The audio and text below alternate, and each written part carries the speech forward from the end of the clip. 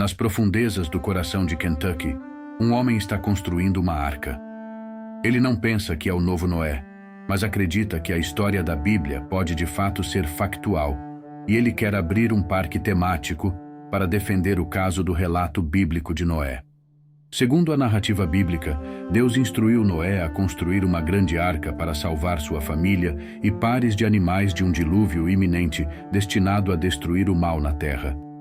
A arca de Noé repousou nas montanhas de Ararat após uma enchente de 150 dias, há cerca de 5.000 anos. Recentemente, cientistas revelaram sinais que provam a existência dessa lendária arca.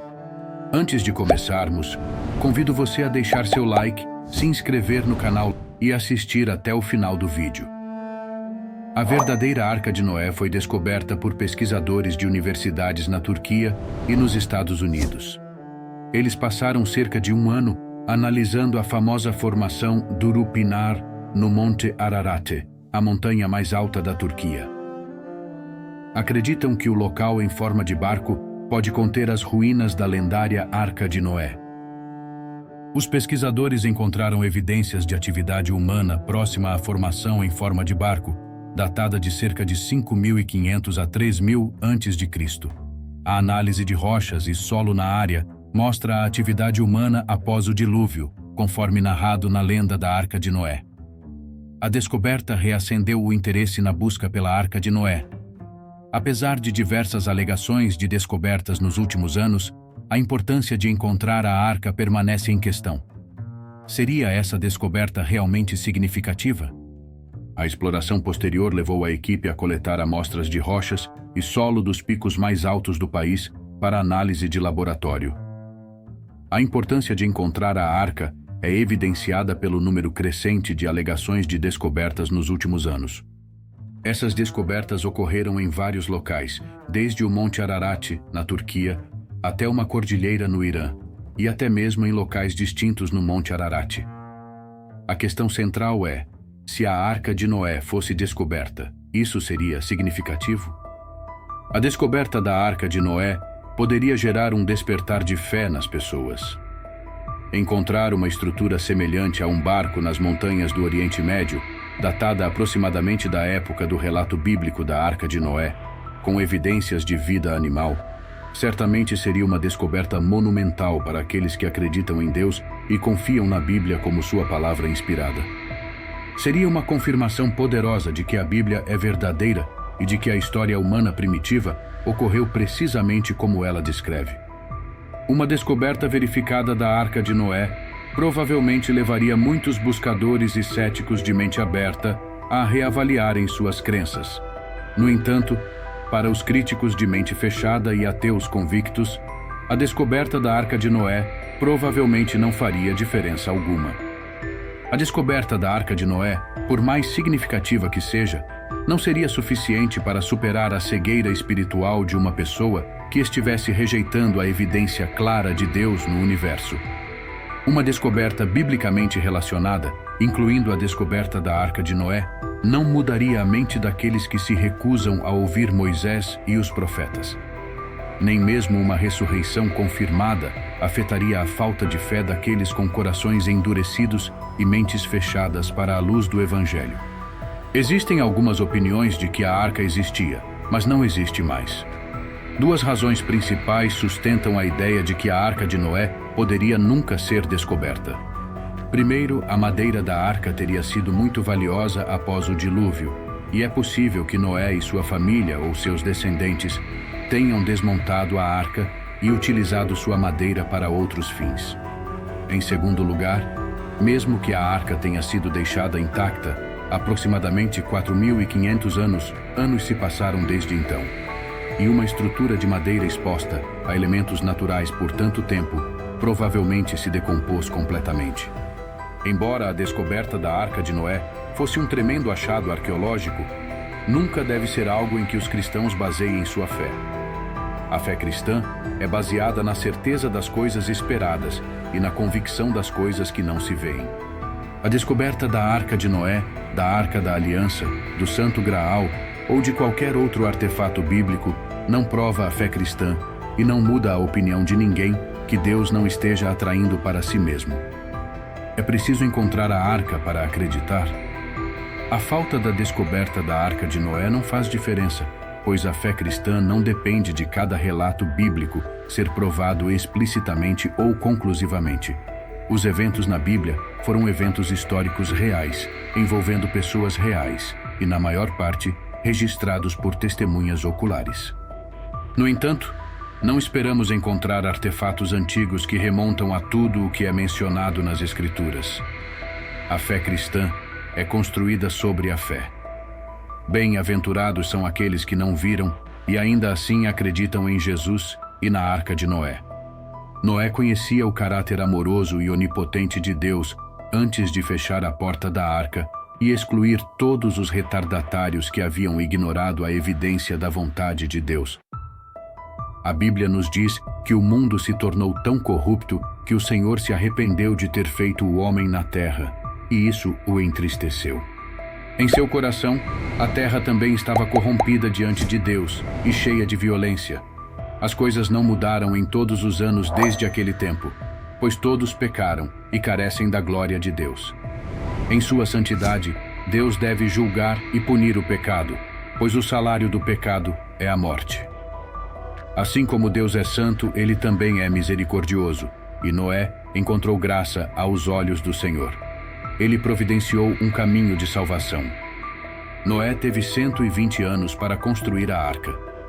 Durante esse tempo, a Bíblia nos diz que ele foi um pregador da justiça, implorando para que todos se arrependessem de seus pecados e encontrassem refúgio na arca.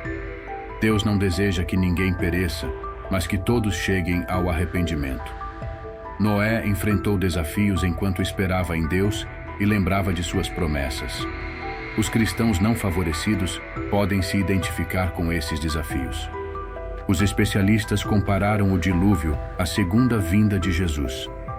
Para os incrédulos que zombam dos que creem, tudo continuará como de costume, até o dia em que Jesus retornar. Naquele dia, como foi quando Noé selou as portas da arca contra os incrédulos, será tarde demais. Assim como Deus não preparou 2 arcos, ele não tem 2 planos de salvação. Noé prenuncia o Messias neste sentido. As Escrituras não são específicas sobre quanto tempo Noé e seus filhos levaram para construir a arca, mas foi um empreendimento enorme, já que eles eram os únicos homens envolvidos na construção. Não sabemos se Noé alguma vez navegou antes, ou se ele já tinha experiência em construir uma estrutura tão complexa. Os cristãos sabem o que é esperar que Deus dê um sim à oração, e entendem o que é esperar pelo verdadeiro Salvador. Noé e seus filhos precisaram de paciência para completar seu trabalho. Eles tiveram que labutar sob o escrutínio constante e talvez o riso daqueles que passavam por eles, expressando descrença ou ridicularizando-os abertamente. Jesus e seus discípulos também foram ridicularizados, rejeitados e ameaçados com violência física até o fim da vida mortal de Cristo. Quando essas ameaças eram percebidas, eles poderiam se relacionar com Noé, o estranho, e a risada dos incrédulos. Os planos de construção de Deus para a arca, conforme descritos na Bíblia, são tão precisos que os estudiosos frequentemente os usam para argumentar a veracidade das Escrituras. Quando cientistas e construtores de barcos consideram as dimensões e o tipo de madeira usada, eles concordam que esta embarcação não apenas flutuaria, mas também poderia conter 2 de cada espécie de animal terrestre, alguns humanos e todos os seus alimentos. Durante um ano, a arca tinha quase tanto espaço quanto 250 vagões de trem, o que poderia conter entre 20 mil e 40 mil animais, aproximadamente do tamanho de ovelhas. Muitas vezes somos tentados a imaginar Deus projetando apenas coisas épicas, como o teu universo, o plano para a salvação e o êxodo. Talvez Deus não esteja interessado ou envolvido nos pequenos detalhes da vida. Gênesis 6, versículos 14 a 16, diz o contrário. Embora a arca e a grandeza fossem realmente épicas, Deus orientou Noé nos pontos mais delicados. Ele deveria usar madeira de gofer e revestir salas com betume por dentro e por fora. Deus deu a Noé as dimensões exatas para a arca: 300 côvados de comprimento, 50 côvados de largura e 30 côvados de altura, com uma abertura de um côvado de altura abaixo do telhado. Finalmente, Deus instruiu Noé a colocar uma porta na lateral da arca e fazer mais baixo nos convés intermediário e superior. Noé sabia exatamente o que fazer e como fazê-lo. O Senhor até pensou em quão escuro o interior de sua embarcação seria quando as portas fossem fechadas e hermeticamente seladas contra a água. Seu povo precisava de luz para ver e precisava de luz no sentido figurado também. 2000 anos após o grande dilúvio, Daniel orou a Deus por causa dos nossos pecados e das iniquidades de nossos pais. Jerusalém e seu povo se tornaram um sinônimo entre todos os que estão ao nosso redor. O salmista implora: ó Deus, restaure-nos e faça com que seu rosto brilhe sobre nós e seremos salvos. Jesus, o Salvador, disse aos seus seguidores: eu sou a luz do mundo. Quem me segue nunca andará nas trevas, mas terá a luz da vida. Nenhum único tema ou palavra aparece nas Escrituras por acidente. O leitor moderno pode imaginar uma balsa ou um navio de cruzeiro, onde há muitos compartimentos leves que são arejados, e os passageiros que passam podem subir até o convés superior, observando as ondas rolarem. Os pássaros voam alto, e as baleias seguem a arca. Não era como uma fábula moderna para a qual não foi construída para prazer, mas proteção. O projeto de Deus incluía uma abertura na parte superior que atrairia ar fresco para dentro da arca e sugaria o cheiro de suor e esterco. A abertura também tinha luz natural, que teria sido prática para realizar tarefas diárias. Mesmo durante os longos dias em que Noé poderia ter se sentido desesperado e esquecido, Deus sabia o que os psiquiatras e médicos entendem hoje, que precisamos de luz para sobreviver. Deus fala, Ele fornece a direção, e então, uma vez que um plano é colocado em ação, há uma longa espera antes que o propósito desse plano se torne claro. A luz se apaga, o equivalente visual ao silêncio de Deus, levando à desesperança. Durante a escuridão, você pode se sentir bastante morto, mas de repente a luz de Deus aparece novamente, e você começa a avançar. Este espaço estreito no topo do mundo flutuante de Noé foi um lembrete para Noé de que ele não apenas precisava de luz, mas Deus já havia trabalhado luz em seus planos para o futuro de Noé. Não apenas luz para Noé, mas luz para o mundo. Em João 8, verso 12, diz: eu sou a luz do mundo. Quem me segue não andará em trevas, mas terá a luz da vida. A Arca de Noé dá aos que creem uma amostra do que isso realmente significa. Noé não era sem pecado, mas ele era fiel, e Deus o salvou. Assim como com Abraão, sua fé foi imputada para ele como justiça. Assim é com os que creem agora, esperando por Cristo retornar. Assim como Noé esperou que a luz brilhasse no pico de uma montanha gotejante saindo da água. Deus se lembra de que Deus ordenou e Noé obedeceu. Ele construiu a arca, carregou, fechou as portas, e a água subiu ao redor dele. Toda a terra desapareceu. Ele esperou por cerca de 1 ano, desde a primeira chuva, até que uma pomba lhe trouxe um ramo de oliveira, o sinal de que a terra havia ressurgido.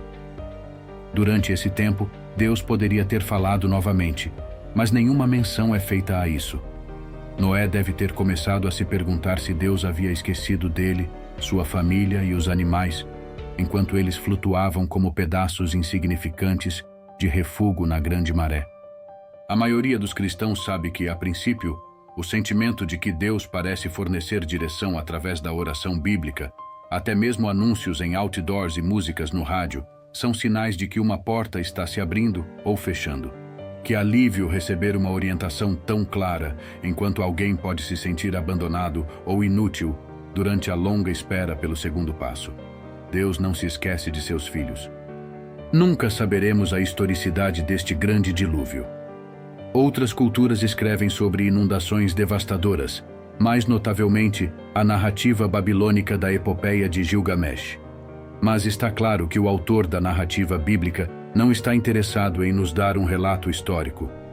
O autor está sondando nosso relacionamento com Deus e Deus conosco, e está em busca de uma razão para este fenômeno natural que causou tão grande desastre. Agora quero que nos diga o que pensa acerca desse assunto. Gostaríamos de ouvir suas opiniões na seção de comentários deste vídeo. Não se esqueça de curtir, compartilhar e se inscrever para mais vídeos.